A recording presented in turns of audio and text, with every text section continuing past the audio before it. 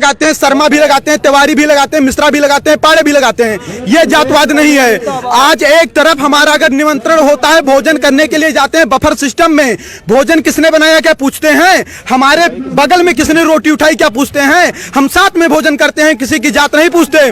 हम एक कॉलेज में जब एक मिनट ध्यान से, जब हम कॉलेज में एडमिशन लेते हैं और किसी भी बच्चे से मित्रता करते हैं तो उसकी जात नहीं पूछते। एक चाय की दुकान पर जाते हैं, चाय वाले से चाय लेते हैं, उसकी जात नहीं पूछते। समोसे से समोसा लेते हैं, जात नहीं पूछते। सब्जी वाले से सब्जी लेते हैं, जात नहीं पूछते। लेकिन जब हम सरकारी काउंटर पर फार्म भरने जाते हैं तो हमारी जात पूछी जाती है। हम पाड़े हैं तो 500 देंगे और हम पासवान हैं तो 50 रुपया देंगे, फिर चाहे पापा देंगे, फिर चाहे पासवान रामविलास पासवान का लड़का हो और फिर पांडे चाहे मनरेगा में काम करने वाले का लड़का हो। जातवाद कौन कर रहा है? एक पूछना है तो पूछिए, आप पूछिए प्रश्न। क्या बेनिफिट होगा अगर ये खत्म हो जाएगा? देखिए, बाबा साहब अंबेडकर ने कहा 10 साल के लिए रिजर्वेशन होना चाहिए। इस देश के चंद गद्दार नेता आज क्या कह रहे हैं कि आज 70 साल बाद बाबा साहब भी आ जाएंगे लेकिन आरक्षण नहीं खत्म होने देंगे। तो क्या वो बाबा साहब के सिद्धांत पर चल रहे हैं? कभी पाड़े, तिवारी, मिश्रा, ठाकुर साहब, अग्रवाल, बनिया को नहीं देखा होगा कि वह दलित समाज को जात के आधार पर गाली दे।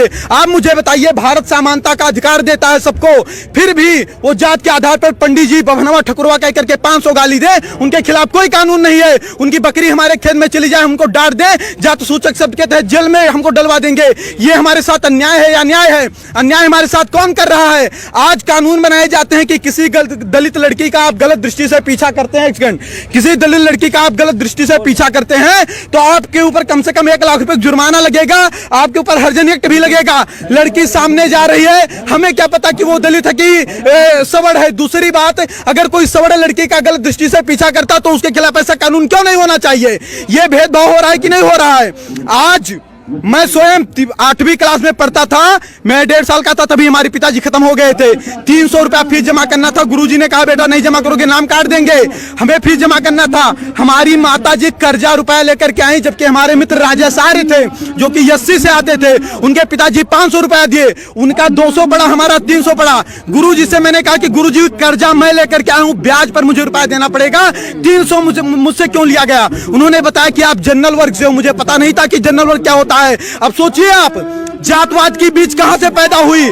हम उस आर्य के साथ बैठते थे, भोजन करते थे, खाना खाते थे, साथ में पढ़ने जाते थे। हमने जातवाद नहीं किया, लेकिन हम पाड़े थे इसलिए 300 रुपया लिया गया, हम ब्याज पर लेकर आए थे, भुखमरी के कगार पर थे, ये हमसे नहीं पूछा गया। जात के आधार पर तो शोषण हमारा हो रहा है 70 साल। आप बताइए, एक छोटी सी बात बताइएगा, भारत का संविधान कहता है, एक वहां देख के बोलो ना, भारत का संविधान कहता है कि अगर किसी का बाप 302 करेगा तो उसकी सजा उसके बाप को मिलेगी, बेटे को नहीं मिलेगी। सही कह रहा हूं, गलत कह रहा हूं? अगर मैं किसी का मर्डर करता हूं तो उसकी सजा मेरे भाई को मिलेगी या मुझे मिलेगी? किसे मिलेगी? मुझे मिलेगी ना।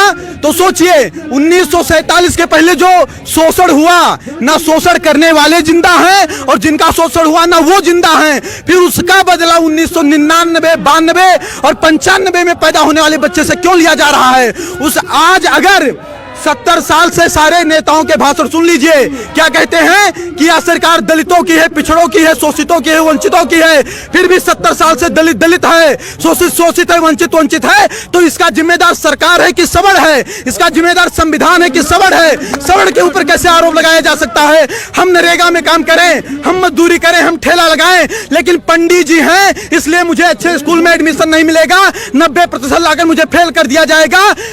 क्या मुझे इस देश में न्याय नहीं मिलना चाहिए? और अगर न्याय देने की क्षमता इस देश की सरकारें नहीं रखती हैं तो खुल करके कह दें कि आप इस देश के नागरिक नहीं हो, हमारे मताधिकार भी छीन लें। फिर क्यों कह रहे हैं, हमारे वोट क्यों ले रहे हैं वो लोग? SC/ST एक्ट का 10 महीने जेल है। अब आप क्या मांग रख रहे हैं? अगर इन मांगों को नहीं माना जाए, हमारी मांग ये है कि देखिए, एक समय था, एक कालखंड था जब जातवादिता रही होगी। आज जातवादिता नहीं है। यहाँ जितने लोग आए, मैंने किसी की जात नहीं पूछी, सबसे हाथ मिलाया, नमस्ते प्रणाम किया। आज कोई ऐसा नहीं करता। अंतरजातीय विवाह, आपको पता होगा कि भारत का संविधान कहता है कि 18 साल की लड़की हो जाएगी तो स्वेच्छा से शादी करने के लिए वह निर्णय ले सकती है कि नहीं है? तो अब शादी अंतर जातीय करना है कि जातीय करना है, वो लड़कियों के ऊपर निर्भर है। बाप उस पर दबाव नहीं बना सकता है, उस पर आप हम पर भी प्रेशर नहीं बना सकती हैं। और आपको बता दूं, अगर अंतर जातीय शादी करने से जातवाद खत्म होता तो अम्बेडकर की वाइफ भी ब्राह्मण थी, वो क्यों नहीं ब्राह्मण हो गए अम्बेडकर जी? वो दलित के दलित क्यों रह गए? रामविलास पासवान ब्राह्मण क्यों नहीं हो गए? वो दलित के दलित क्यों हैं? ये चंद लोग मलाई काट रहे हैं। आज गांव का गरीब दलित गोबर और मिट्टी में पड़ा है और दलित का मुद्दा उठाने वाले लोग मर्सिडीज से चल रहे हैं। उसके बाद उनका शोषण वो करते हैं। 22.5% दलितों का रिजर्वेशन, क्या उसमें कोई सवर जा सकता है? नहीं जा सकता। उसका लाभ कौन ले रहा है? दलित ही तो ले रहा है। अगर कहीं पर आरक्षित सीट आती है तो वहां चुनाव कौन लड़ेगा? दलित ही तो लड़ेगा, सवर तो लड़ नहीं पाएगा। फिर उनका अधिकार कौन खा रहा है? 56,000 करोड़ अनुसूचित जात के लिए और 39,000 करोड़ अनुसूचित जनजात के लिए ये जात के आधार पर बजट है। अगर जात के आधार पर ये बजट आए तो उन्हीं के जात के लोग खाए कि हम लोग खा लिए? फिर आरोप हमारे ऊपर कैसे लगाया जा रहा है कि हम उनका शोषण कर रहे हैं? ठीक है, और कोई बात हो तो बताइए। हम ये बताना चाहते हैं, देखिए हमारी सरकार से, देखिए हम इस देश के नागरिक हैं, हमने कभी तोड़ फोड़ नहीं किया, हमने कभी किसी का विरोध नहीं किया। हमने एक सेकंड बोलने नहीं दीजिए ना, 1 मिनट रुक जाइए, 1 मिनट रुक जाइए, कुछ बोलने दीजिए ना। हमने कभी सरकार के खिलाफ आवाज नहीं उठाई, हमने कभी तोड़ फोड़ नहीं किया, हमने बस नहीं जलाए, हमने ट्रेन नहीं फूकी। हमारी मांग हमेशा शांति से रही है। बाप दादा देश के लिए, धर्म के लिए लड़ते लड़ते मर गए, उनके बच्चे आज सिस्टम से लड़ करके मर रहे हैं। 2 लाख ब्राह्मणों के जनेऊ तोड़वा दिए गए, गर्दनें कटवा दी गई। 12-12 साल के राजपूत बच्चे, उनकी माएं तिलक लगा करके युद्ध क्षेत्र में भेज देती थी, तब हमारा धर्म बचा। हम देश और धर्म के लिए लड़ते लड़ते मर गए, हमारे बाप दादा मर गए, आज हम सिस्टम से लड़कर मर रहे हैं। क्या इसीलिए लड़कर मरे थे? हमारी मांग है कि राष्ट्रीय सोड़ आयोग का गठन हो, सभी में गरीबी होती है, जात के आधार पर आरक्षण न होकर आर्थिक आधार पर दीजिए और SC/ST एक्ट में जांच की व्यवस्था हो। क्योंकि अगर हमें अधिकार नहीं है जात सूचक शब्द के तहत किसी दलित को गाली देने की, तो किसी दलित को भी अधिकार नहीं होना चाहिए कि जात सूचक शब्द के तहत हमें गाली दें। बार बार कहते हैं 5000 वर्ष से शोषण किए हो, तुम यूरेशिया से आए हो, यूरेशिया चले जाओ। क्या इनके बाप का देश है? अगर इनके बाप का देश है तो मंगल पांडे जब गोली चला रहे थे तब कहाँ चले गए थे लोग? कहाँ चले गए थे लोग? सपोर्ट कर दिया, आना नहीं पड़ता यहाँ। और कोई बात होगी तो बताइएगा, हम अपने मुद्दे पर तटस्थ हैं और अगर कहीं किसी को समस्या होगी तुरंत बताइए। तो आपने देखा यहाँ पर जो है आरक्षण जो है जातिगत आरक्षण नहीं होना चाहिए, यहाँ पे मांग की जा रही है। नई दिल्ली के जंतर मंतर पर तमाम लोग आकर के यही कह रहे हैं कि जातिगत आरक्षण नहीं होना चाहिए और SC/ST एक्ट जो लगाया गया है, जो बनाया गया है, इसमें सुधार होना चाहिए।